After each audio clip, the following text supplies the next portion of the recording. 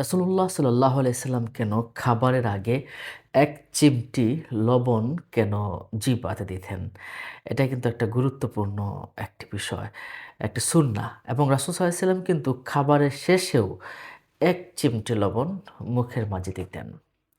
এটা দ্বারা কি উপকার হয়? এই বিষয়ে আসুন আমরা হাদিস শরীফ থেকে জেনে নেই। রাসূল করিম সাল্লাল্লাহু আলাইহি ওয়াসাল্লাম হযরতে আলী রাদিয়াল্লাহু তাআলা আনহুকে তিনি ডেকে বললেন, "ইয়া আলী, আলাইকা বিল মিলহি ফাইন্নাহু শিফা।"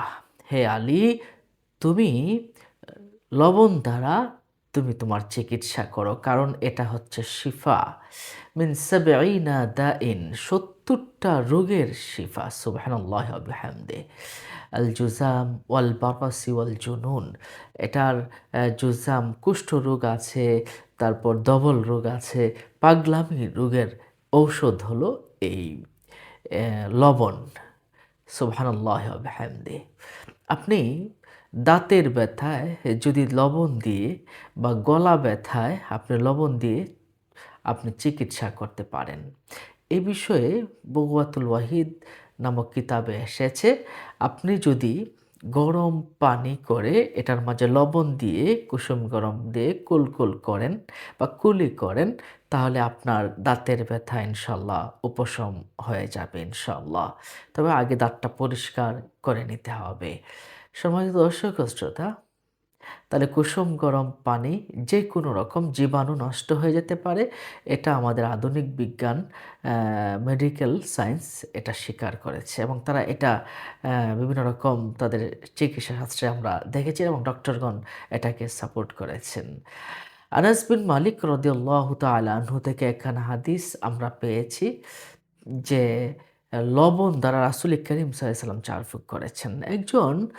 একজনকে বিচ্ছু কামড় দিয়েছে। তখন লবণ পানি মিশিয়ে ওটার মাঝে সূরা নাস এবং ফালাক পড়ে ফু দিয়ে তারপর এটা ভালো করে ধুয়ে দিয়েছে। ভালো হয়ে গেছে। সুবহানাল্লাহ।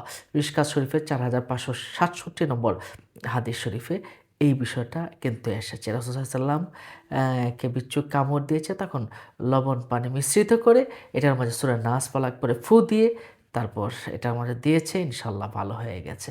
অর্থাৎ এই লবণ দিলে সাথে, সাথে বিভিন্ন রকম ব্যাকটেরিয়াগুলো, ভাইরাসগুলো সাথে, সাথে ধ্বংস হয়ে যায়।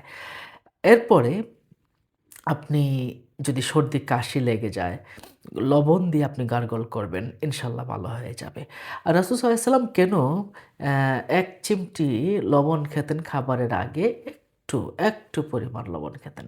এটার কারণ হলো হজম শক্তি বেড়ে যাবে এবং যাদের প্রস্রাবের পরে ধাতু যায়, তাদের জন্য এটা খুবই উপকার। শরীর যাদের স্বাস্থ্য দেখা যাচ্ছে অনেক চিকন, তাদের স্বাস্থ্য হচ্ছে না, তাদের জন্য এই লবণটা খুব উপকারী। তবে যাদের খুব বেশি প্রেশার আছে বা অন্য কোনো রোগ আছে, তাদের ক্ষেত্রে অবশ্যই এটা খুব সাবধানে আমল করতে হবে। খাবারের পরেও যদি আপনি একটু জিহ্বাতে হালকা একটু লবণ নিয়ে জিহ্বাতে লাগিয়ে দেন, ইনশাআল্লাহ এটাও সুন্নাহ এবং এর কারণে আপনি বিভিন্ন রকম রোগ ব্যাধি থেকে হেফাজত থাকতে পারবেন। সম্মানিত দর্শক ও শ্রোতা, নিশ্চয়ই বিষয়টা বুঝতে পারছেন। আসসালামু আলাইকুম ওয়া রাহমাতুল্লাহি ওয়া বারাকাতুহু।